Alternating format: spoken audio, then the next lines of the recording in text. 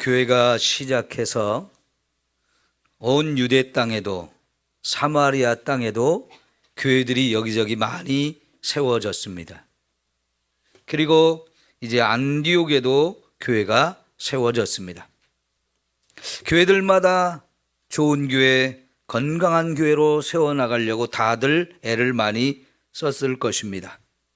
그런데 그 중에서도 오늘 우리가 본 말씀에 나오는 안디옥 교회가 가장 건강하고 가장 좋은 교회의 모델이 되고 있습니다.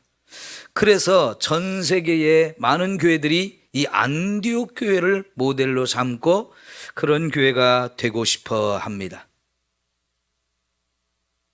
우리 삼성교회도 안디옥 교회 같이 건강하고 또 좋은 교회가 되기를 소망합니다. 건강한 교회에서 신앙생활을 해야 저와 여러분도 건강하고 또 바르게 신앙생활을 할 수 있고요. 그래서 그런 교회에서 우리 신앙생활할 때 행복한 신앙생활을 할 수가 있기 때문입니다. 이 건강한 교회, 좋은 교회 어떤 모습인지 좀 오늘 구체적으로 살펴보도록 하겠습니다. 첫째는 그 교회가 성령의 인도함을 받는 교회였다 하는 것입니다. 우리 한번 따라 할까요? 성령의 인도함을 받는 교회. 예, 안디옥 교회 특별히 성령님께서 그들에게 놀라운 하나님의 말씀을 가르쳐 주셨어요. 그럴 때 이 안디옥 교회 지도자들과 성도들은 성령이 주시는 말씀을 통해서 이게 성령께서 주시는 음성이구나 이걸 깨닫고 그렇게 가르쳐 주신 하나님의 계획과 하나님이 기뻐하시는 일 그걸 믿음으로 받아 전적으로 순종하는 교회가 되어진 것입니다. 여기에 안디옥 교회 일꾼으로 선지자들과 교사들이 5이 세워졌다 했습니다. 그러면 이 지도자들, 교회 지도자들은 어떻게 그 사명을 감당했겠습니까? 저도 이렇게 목회자로 살아보니까요, 목회자로서 가장 중요한 것은 끊임없이 성령의 충만함을 받고 그래서 기도하면서 성령님과 교제하고 동행하는 그것이 필요합니다. 왜냐하면 거기에서 하나님의 뜻이 무엇인지를 분별할 수 있는 은혜가 생겨지고 때로는 하나님께 직접 말씀해 주시는 것들이 있어서 이게 하나님이 원하시는 일이고 하나님께서 우리에게 주시는 사명이구나 이런 것들을 깨닫아서 그걸 따라서 목회의 방향을 정하고 교회가 해야 될 일이 무엇인지를 결정하는 것이 너무나 중요하기 때문인 겁니다. 그러니까 여기 선지자다, 교사다 그랬을 때 선지자는 뭘 하는 사람인가요? 하나님으로부터 말씀을 받아서 그 말씀을 사람들에게 선포하는 거예요. 오늘날 목회자의 설교와 같은 거지.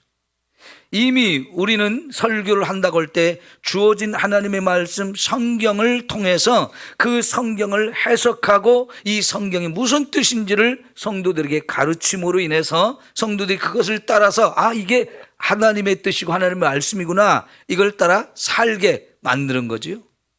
교사들 역시 마찬가지예요. 하나님 주신 말씀을 잘 가르치고 양육해서 성도들의 믿음을 계속 양육하고 훈련해서 건강하게 또 바르게 신앙생활을 할 수 있도록 지도하고 인도하는 일을 하는 사람들이죠. 그러니까 이 사람들은 성령님과 늘 교제하지 않으면 안 돼요. 하나님의 계획과 뜻이 뭔지를 깨닫지 않으면 결코 이러한 일들을 감당할 수가 없는 거지요. 그러니까 이 교회 지도자인 선지자와 교사들이 늘 깨어 기도하면서 성령의 충만함을 구하고 성령과 교제하면서 그 성령께서 주시는 말씀들 가르치고 깨닫게 하시는 것들을 가지고 교회를 이끌어 가고 있는 거지요. 또 그것만이 아니라 성도들 역시 그렇게 교회 지도자들을 통해서 선포되어진 하나님의 말씀을 잘 순종하고 따르는 교회로 훈련이 잘 되어 있었다 하는 것입니다. 이런 교회가 정말 건강한 교회인 줄 믿습니다. 오늘 말씀에 특별히 보니까 이 교회 성도들이 주를 위하여 금식을 했다는 거예요. 주님이 무엇을 원하시는지 그걸 깨닫기 위해서, 또 주님이 원하시는 일을 내가 감당하기 위해서는 금식을 하면서 기도하면서 하나님의 은혜를 특별히 힘입기를 원했던 거지요. 자, 그렇게 금식하던 중에 특별히 성령님께서 음성을 주셨어요. 어떤 말씀을 주셨습니까? 성령이 원하시는 일을 해라.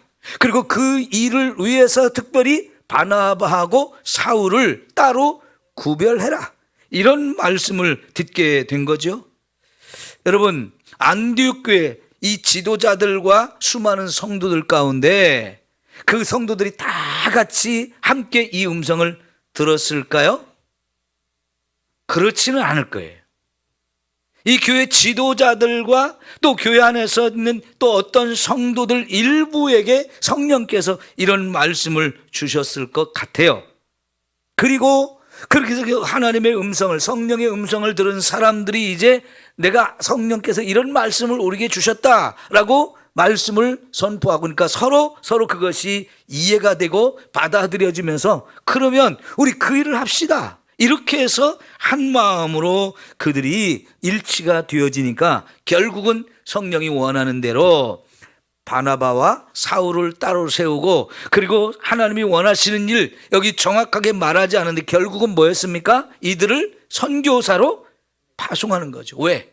가서 다른 나라 복음을 듣지 못한 사람들한테 가서 복음을 전해서 그 영혼들을 구원하는 일을 하라. 이게 바로 이제 성령께서 주신 말씀인데, 이것을 교회 지도자들도 또 성도들도 다 이거는 성령께서 주신 말씀이고 우리를 통해서 이루고자 하는 것이니까 우리 이 일을 함께 하자, 한 마음이 되었던 거지요. 여러분, 이걸 통해서 우리가 확인할 수 있는 것은 교회의 주인이 누구일까요? 성령 하나님이라는 걸 우리가 알 수 있어요. 교회의 주인은 성령 하나님이에요. 그 성령 하나님께서 우리 삼성교회 주인이 된다면, 그러면 성령께서 저와 여러분이 무슨 일을 할 것인지를 가르쳐주고 인도해주지 않겠습니까? 그럼 그거를 깨닫고 그거를 최선을 다해서 감당하는 교회가 되어야 한다는 거지요. 그러니까 우리는 성령께서 우리에게 어떤 말씀을 하시는지를 듣기 위해서 늘 깨어 기도하지 않으면 안 됩니다. 여러분, 예를 들어서 이제 12월 말일이 되면 우리가 공동의회를 하고, 그 공동의회에서 하는 것 중에 중요한 것 중에 하나가 뭐냐면 어떤 일꾼을 세울 것인가, 그리고 내년도 목회 방향이 뭔가, 구체적인 계획이 뭔가, 이런 것들을 제가 발표를 해야 되잖아요. 근데 그걸 발표하기 전에 제가 하나님 앞에 늘 기도하면서, 하나님, 우리 교회 상황이 지금 현재 이러이러한 상황인데 이제 어떻게 우리 교회가 방향을 정하고 어떤 계획을 가지고 구체적으로 교회를 끌고 나가야 됩니까? 기도하면서 하나님의 뜻을 묻는 거예요. 왜 그렇게 합니까? 저의 생각과 저의 경험을 가지고 목회를 해서는 안 되기 때문에 그래요. 어떤 일부 장로님들의 생각과 뜻을 따라서 그런 계획이 세워져서도 안 되기 때문에 그렇습니다. 여러분의 생각도 중요하지만 또 우리의 생각 다 중요하지만, 그러나 가장 중요한 것은 교회의 주인이 성령 하나님이시고 그 성령 하나님께서 우리 교회에게 어떤 사명을 주시는지, 지금 우리가 이 시대에 우리가 여기에 있으면서 어떤 일을 할 것인지를 성령으로부터 묻고 또 깨달아서 그렇게 교회의 방향과 목적을 설정하고 구체적인 계획들을 세워 실행하는 거, 이게 바로 성령님께서 우리 교회의 주인이 되게 하는 일인 줄 믿습니다. 교회가 그렇게 되어야 하는 거지요. 여러분, 성령님께서 교회의 주인이 되지 아니하면 결국은 사람이 교회의 중심이 되고 사람의 생각과 뜻이 난무하는 곳이 되기 쉽습니다. 그러면 그거는 배가 산으로 가는 꼴이 되어지기가 싶습니다. 이것을 위해서 저나 여러분이나 하나님 앞에 늘 엎드려 기도하면서 성령님이 우리에게 주시는 음성이 무엇인지를 깨닫기 위해서 노력하지 않으면 안 되는 겁니다. 여러분, 그래서 교회에서는 기도하는 사람들에 의해서 의견이 제시가 돼야 되지, 기도하지 않는 사람들의 목소리가 커지면 안 돼요. 여러분, 교회 안에서 뭔 말을 하려고 하면 결국은 기도부터 하고, 지금 내가 갖고 있는 이 생각이 성령이 원하시는 생각인가, 이걸 점검해 보고 나서 이 말을 해야 될지 하지 말아야 될지를 스스로가 판단해야 돼요. 기도하지 않으면서 말이 많으면, 또 그 사람들에 의해서 교회가 좌지우지되면 이거는 하나님이 원하시는 교회의 모습이 될 수가 없다는 얘기예요. 가끔은 어떤 교회에서 보면 세상적인 힘을 가진 사람들 몇몇에 의해서 교회가 움직여지는 그런 교회도 있는 것을 볼 수 있어요. 여러분, 그러면 그 교회는 하나님과 상관없는 일을 하게 되어지고, 하나님이 원하시는 일과 상관없는 사람이 원하는 일들을 하는 교회가 되어지기 쉬운 거지요. 교회는 언제든지 주님을 위해서 존재하는 겁니다. 주님의 은혜로 존재되는 겁니다. 주님에 의해서 인도받고 주님이 이끌어 주시는 그런 교회가 되어져야 하는 것이죠. 그러니까 우리가 무엇을 하든지 하나님께 먼저 물어야 돼요. 이것이 하나님이 원하시는 뜻입니까? 아닙니까? 이렇게 해야 됩니까? 저렇게 해야 됩니까? 이거를 하나님께 물어야 돼요. 예를 들어 여러분, 다윗이 자기도 혼자 살기가 급급했어요. 늘 사울 왕이 자기를 찾아 죽이려고 하기 때문에 안전한 피난처를 찾아서 숨어야 했는데요, 다윗이 그렇게 도망살이, 피난살이를 하는 중에 다윗의 이야기를 들은 많은 사람들이 다윗에게 찾아와 나도 좀 같이 지냅시다 했는데, 그 사람들 왜 그렇게 왔을까요? 그들도 사는 게 너무 힘들어서 그랬어요. 그러다 보니까 다윗의 주변에 200명, 400명, 600명까지 몰려와서 많은 무리가 되어졌는데요, 여러분, 그러면 어디 쉽게 움직이는 게 쉽지 않잖아요. 은밀하게 숨어야 되는데 그 많은 무리가 이동하다 보면 사람들한테 금방 발각이 되기가 쉬운데, 여러분, 그런 상황에서도 자기들만 안전하게 사는 것을 원하지 아니하시고, 그런 상황에서도 하나님이 우리에게 뭘 원하시는지를 자꾸 물으며 하나님이 원하시는 일을 하려고 애를 썼어요. 그럴 때마다 적이 쳐들어오면 그 적을 막아낼 책임이 왕에게 있잖아요. 근데 왕은 그런 일을 안 하는데, 도망자인 다윗은 하나님, 저 블레셋이 우리를 쳐들어오는데 우리가 가서 맞서 싸울까요? 싸우지 말까요? 항상 하나님께 물었습니다. 하나님이 가서 싸우라 그러면 가서 싸우는데, 앞에 가서 정면으로 대적을 할까요? 아니면 뒤에 가서 칠까요? 아니면 숨어서 매복을 할까요? 이런 것까지 구체적으로 물으면서 하나님의 뜻을 묻고 하나님의 계획과 결정에 따라서 모든 것을 행하는 걸 볼 수 있어요. 이게 오늘 하나님을 믿는 저와 여러분의 삶이 되어야 되고, 또 교회가 그렇게 성령의 뜻을 묻고 움직여지는 교회가 되어야 할 줄 믿습니다.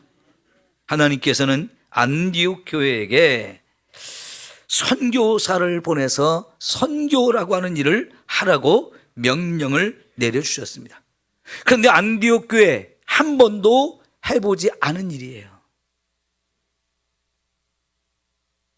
그런데 안디옥 교회는 순종했어요.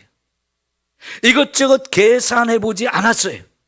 생각해 보십시오. 지금 5명의 일꾼이 있었지만 그 중에 바나바와 사울이라고 하는 이 두 사람이 가장 중심이 되어지는 일꾼들입니다. 근데 그 두 사람을 따로 세워서 선교사로 파송하라고 하면, 그러면 나머지 3명의 일꾼이 남는데, 그 3명의 일꾼이 교회를 잘 이끌어 갈 수 있을까? 이거 고민이 되겠어요? 안 되겠어요? 당연히 되는 거지요. 그것도 제일 핵심적인 사람을 하나님이 선교사로 보내라고 할 때 그건 쉬운 결정이 아닙니다. 그런데 여러분, 예나 지금이나 선교사를 교회에서 파송한다는 것은 그냥 사람만 보내는 게 아니잖아요.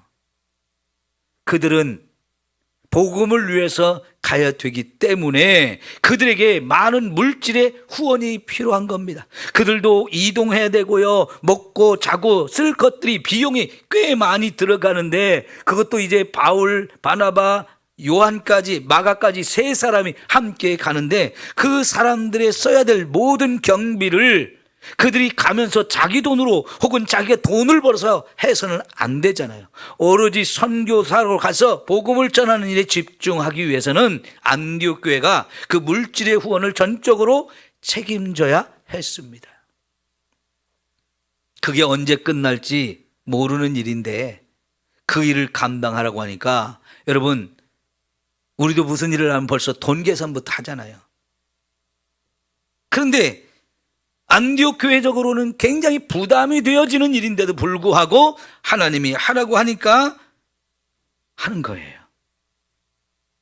왜 그렇습니까? 교회가 성령께 늘 귀를 기울이고 성령이 인도하는데 순종하는 것이 잘 훈련되어 있었기 때문에 이런 상황에서 하나님이 하시는 말씀에 이유를 대지 않고 계산하지 않고 못하겠다고 하지 않고 그 일을 기쁨으로 감당을 해왔습니다.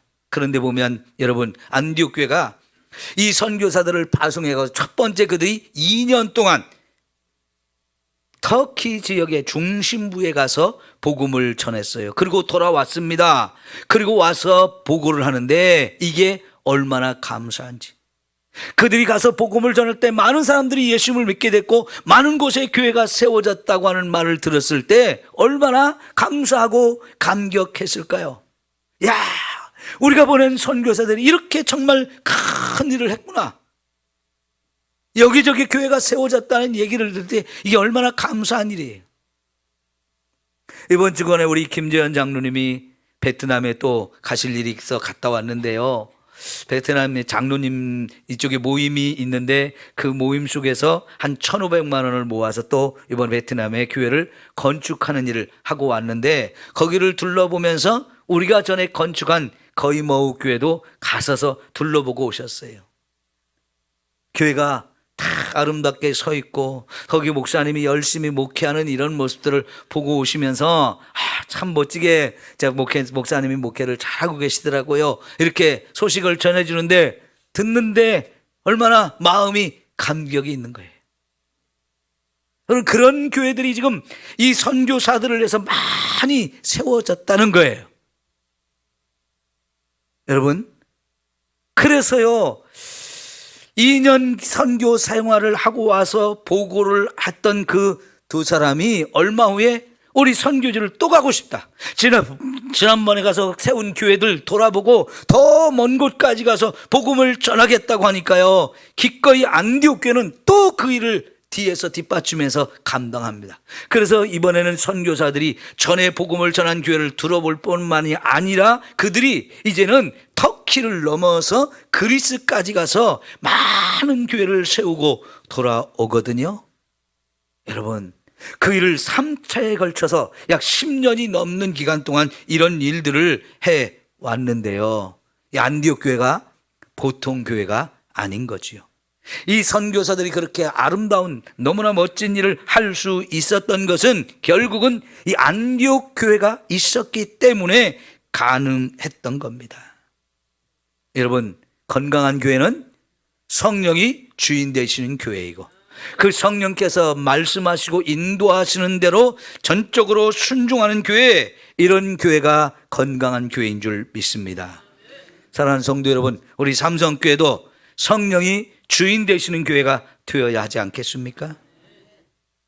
그러려면 성령의 음성을 듣기 위해서 우리가 기도를 더 많이 해야 돼요. 성령에 충만해져야 되고 성령께서 뭘 원하시는지 말씀하시는 대로 잘 깨닫고 거기에 함께 순종해서 그 성령이 원하시는 일들을 이루어가는 우리 삼성교회가 되어지기를 축원합니다. 두 번째, 이 안디옥 교회가 건강하고 또 좋은 교회라고 말할 수 있는 것은 하나님의 일꾼들이 계속 세워지는 교회였다는 겁니다. 여러분, 교회 일꾼이 많아야 돼요? 없어야 돼요? 당연히 많아야 되지요. 여기 안디옥 교회에 5명의 귀한 일꾼들이 있었다고 소개를 처음 시작합니다.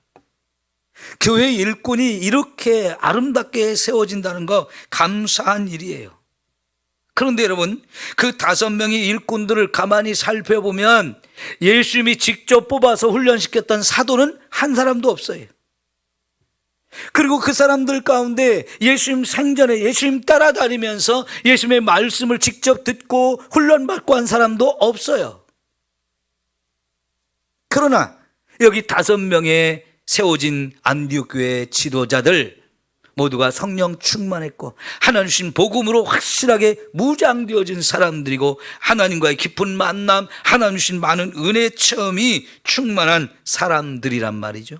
그러니까 그런 사람들을 하나님 교회 일꾼으로 세워준 것이고 그들 맡겨진 그 사명을 위해서 정말로 헌신적으로 일한 사람들이라는 걸 우리가 볼 수 있어요. 근데 여러분, 여기 이 5명의 교회 지도자 가운데 바나바와 사울이라고 하는 이 바울은 두 사람은 정통 유대인입니다. 이 두 사람들이 한 사람 바나바는 구부르라고 하는 섬에서 태어났지만 예루살렘에 와서 예수님을 믿게 되고 예루살렘 교회 아주 신실한 일꾼이었어요. 바울은 저 터키의 길리기아 다소라고 하는 곳에서 태어나서 예루살렘으로 유학을 와가지고 율법의 훈련을 엄청 많이 받은 사람이지만 후에 예수님을 직접 만나서 예수님의 제자가 되었죠. 자, 이 두 사람은 그러니까 정통 유대인이고 율법을 잘 배워 알고 있는 사람이기 때문에 하나님의 말씀을 가장 잘 가르치기에 적합한 사람입니다. 그런데요, 거기 또 5명 가운데 2명을 보면 두 사람은 저 북아프리카 출신이에요. 한 사람은 니게르라고 표현했는데 니게르가 니그루라는 영어 단어를 만들어 놓은 단어인데요, 검다는 뜻이에요. 흑인이었다는 것이죠. 또 한 사람은 구브로 어딥니까? 구레네 사람, 구레네 출신인데 여기는 지금의 리비아거든요. 이게 북아프리카에 어쨌든 이 사람도 아프리카 출신 사람이었는데 예나 지금이나 아프리카 출신들이 또 하층민들이 많잖아요. 그러니까 이 사람들도, 이 두 사람들도 안디옥에 와서 살면서 아프리카 출신으로 와서 살다 보니까 어쩌면 하층민으로 살았을 가능성이 많아요. 그렇지만 이 사람들이 믿음을 갖고 신실하게 신앙생활 하다 보니까 이 두 사람도 교회 지도자가 됐어요. 그리고 마나엔이라는 사람은 헤롯 왕과 더불어서 어려서 같은 어머니의 젖을 먹고 자란 사람이라는 거예요. 그러면 이 한 어머니의 젖을 같이 먹고 자랐는데 이 육신의 형제는 아닌 것 같아요. 육신적으로 좀 가까운 관계에 있어서 한 유모를 두고 그 유모의 젖을 같이 먹고 자랐는데 그래서 헤롯의 젖동생이라고 표현되어지는 사람인데요, 이 헤롯이라는 사람은 세례 요한을 죽였던 사람이고요, 예수님도 죽이려고 했던 사람이에요. 한 사람은 그렇게 왕이 되었지만 엄청난 폭군이 되고 악한 일을 너무나 많이 했던 사람이고, 특별히 세례요한 같은 선지자를 죽이고 예수님까지 죽이려고 했던 사람인데 감사하게도 그의 동생인 이 마나에는 일찍이 예수님을 믿게 되면서 안디옥 교회의 귀한 일꾼이 되었어요. 그러면 이런 다양한 사람들이 교회의 지도자가 될 수 있는 교회라면 건강한 교회예요? 건강하지 않은 교회예요? 어떤 특별한 무리들만 모여 있는 교회는 건강하기가 쉽지 않습니다. 다양한 무리들이 함께 조화를 잘 이루면서 화합하고 차별이 없고 서로 협력하면서 마음과 뜻이 잘 통하는 교회, 그런 교회가 진짜 건강한 교회죠. 그러니까 이런 사람들이 다양하게 교회 일꾼으로 세워졌는데 문제는 아까 말씀드린 대로 바나바와 사울이 제일 중심적인 그런 일꾼인데 이 두 사람을 싹 빼내갔을 때 남겨진 3사람에 의해서 교회가 흔들림 없이 이게 유지가 될 수 있느냐, 이게 분명히 걱정이 될 수 있었습니다. 그럼에도 불구하고 성령께서 그렇게 원하시니까 그들을 파송했는데요. 그 뒤에 이 두 사람이 선교사로 파송되어 나간 후에 안디옥 교회가 시끄러워졌다는 얘기가 있습니까? 없습니까? 어려워졌다는 얘기가 있습니까? 없습니까? 없어요. 여러분, 그러니까 이 중심되는 두 인물을 뽑아서 선교사로 내보내도 그 교회가 건강하게 유지될 수 있었던 것은 나머지 3명의 지도자뿐만 아니라 그 뒤에 또 다른 사람들이 교회 일꾼으로 얼마든지 세워져서 봉사하고 섬길 수 있는 이런 교회였다고 볼 수 있는 거예요. 그걸 어디서 우리가 짐작해 볼 수 있냐면 이 5명의 그 교회 지도자가 선지자이면서 또 교사였다고 하잖아요. 교사가 뭘 하는 사람입니까? 가르치는 사람이에요. 이 교회 지도자의 특징이 잘 말씀을 가르치는 사람이라면 그 교회 성도들은 또 열심히 배우기를 또 잘하는 성도들이라고 볼 수 있는 겁니다. 그러니까 가르치고 열심히 배우는 교회, 그런 교회는요 흔들리지 않아요. 교회 일꾼들이 많이 세워져서 그런 성도들이 서로 이렇게 각자의 주어진 역할들을 감당하기 때문에 교회가 쉽게 흔들리지 않는다는 거지요.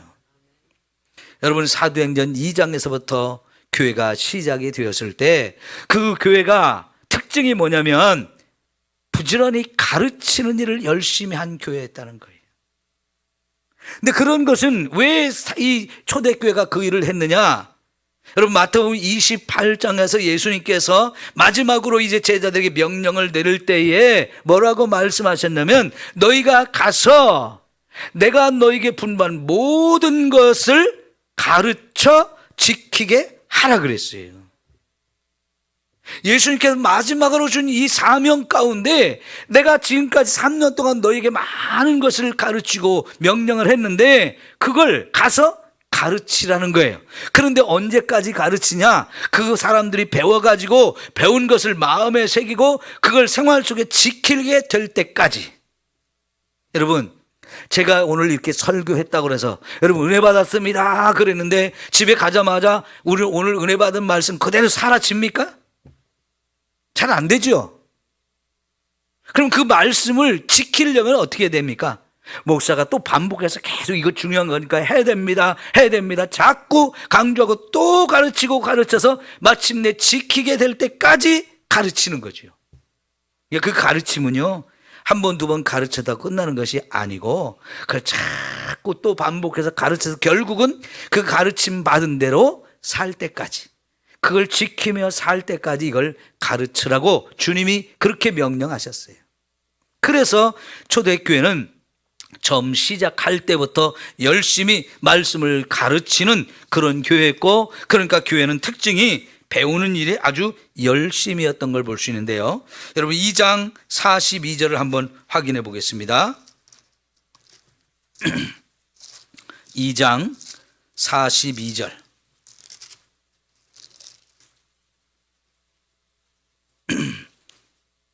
시작.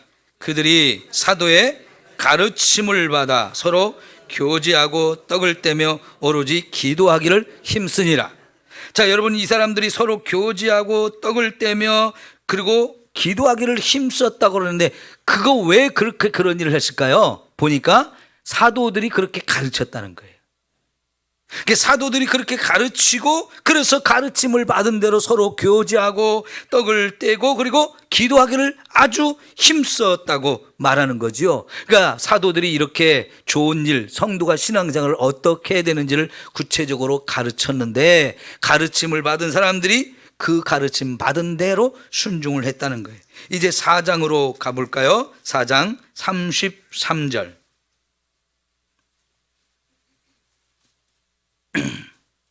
시작. 사도들이 큰 권능으로 주 예수의 부활을 어떻게 해요? 증언하니 무리가 큰 은혜를 받아 그랬어요. 사도들은 계속해서 예수 그리스도의 부활을 증언했다, 가르쳤다는 얘기예요. 또 하고 또 했다는 거예요. 그럴 때 그 말씀을 들은 성도들의 마음속에 은혜가 충만해졌다 하는 거지요.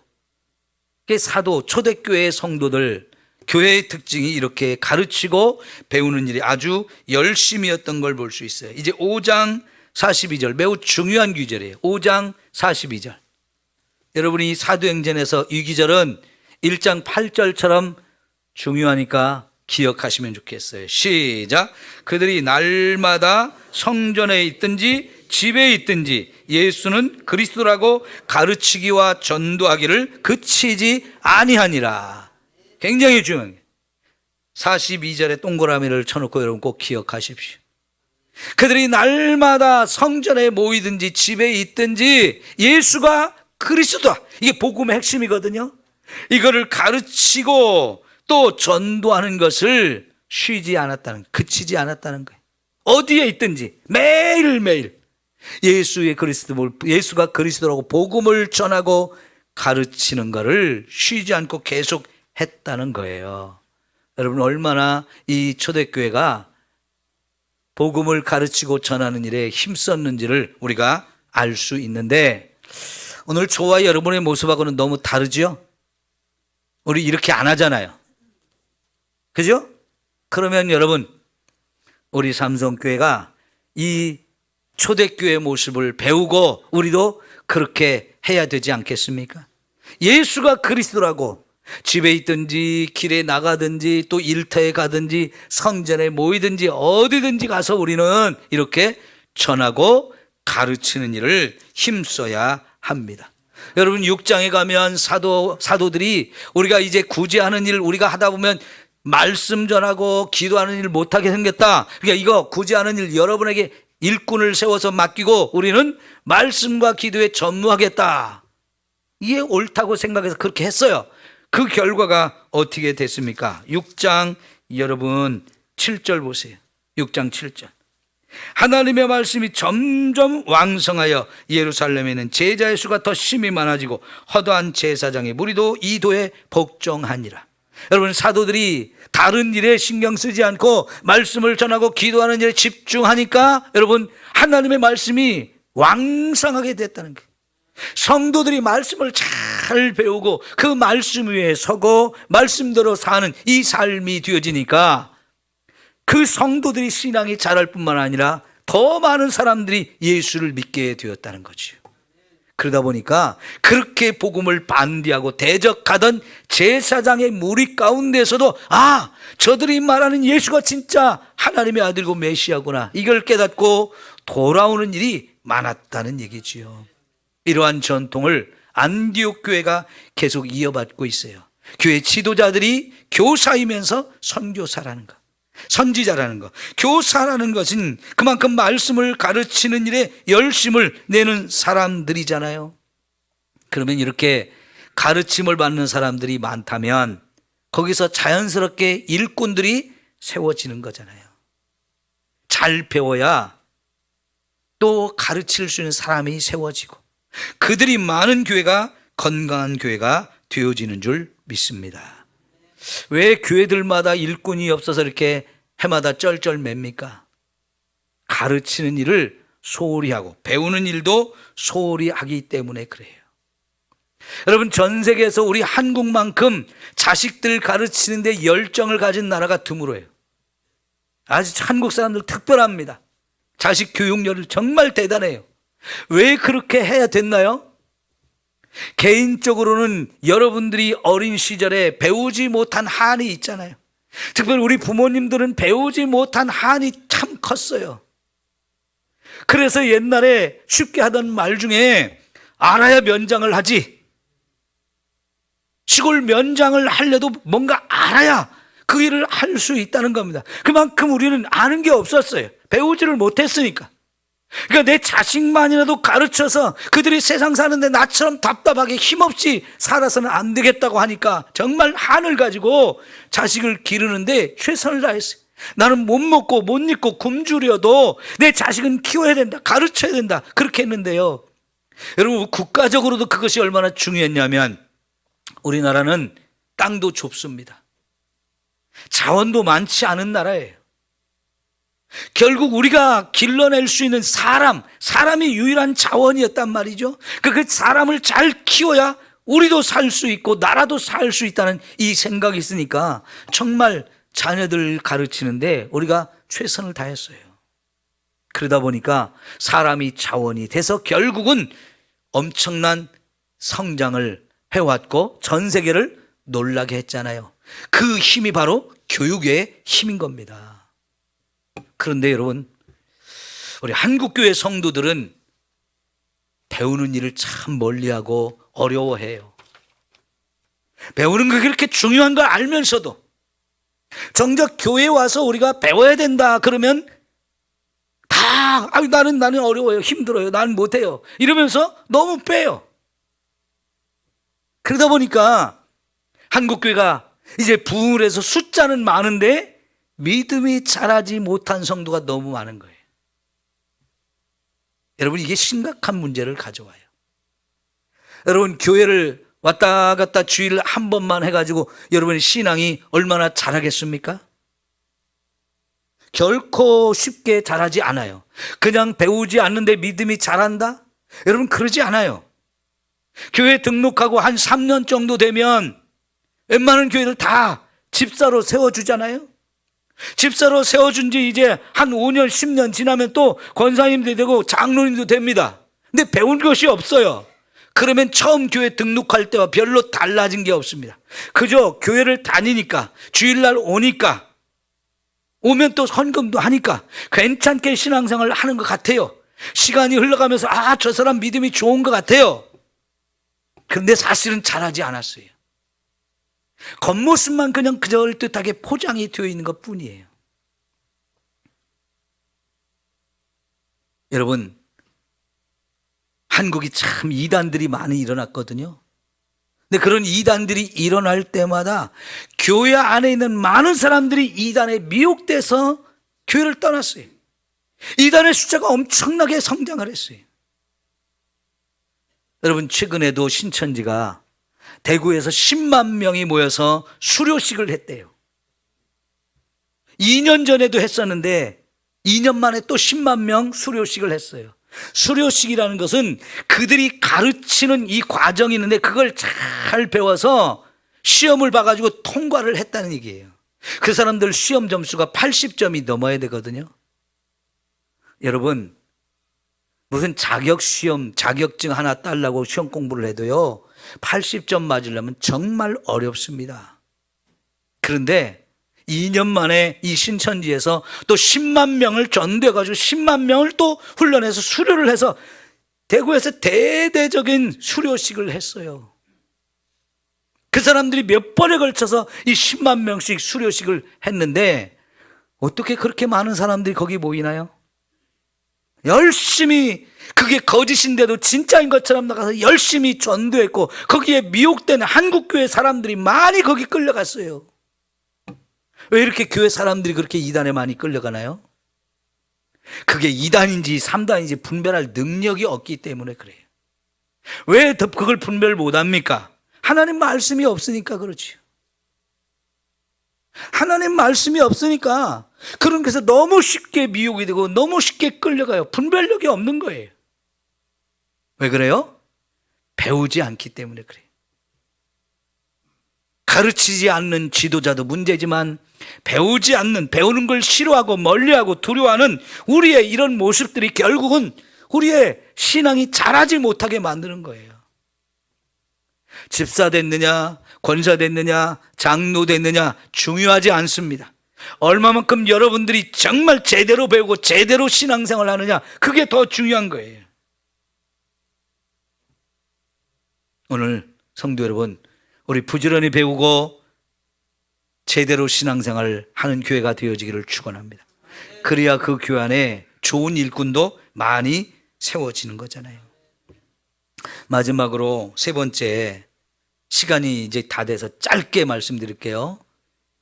결국은 교회가 해야 될 가장 중요한 일, 복음을 전해서 영혼을 구원하는 일이에요. 안디옥 교회는 그 안디옥 지역에서도 열심히 전도해서 계속 교회가 부흥했을 뿐만 아니라 특별히 이 복음을 아직도 한 번도 들어보지 못한 나라 사람들에게 가서 복음을 전하라고 하는 이 선교의 사명, 정말 하나님이 처음 주신 사명인데 그걸 잘 감당해냈어요. 여러분, 이 안디옥 교회보다 예루살렘 교회가 얼마나 크고 숫자도 많고 예산도 많은 교회였잖아요. 왜 거기에는 그 일을 맡기지 않았을까요?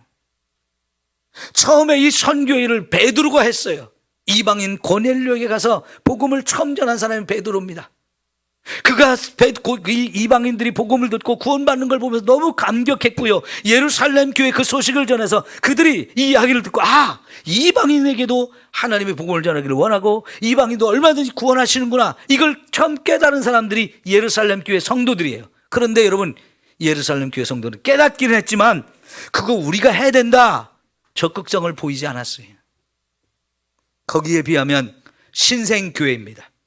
숫자들 그들보다 훨씬 적습니다. 예산도 그들보다 훨씬 적은 교회예요. 그렇지만 안디옥 교회에 이런 사명을 주셨을 때 안디옥 교회 성도들, 우리가 하겠습니다 하고 그 일을 믿음으로 감당해냈어요.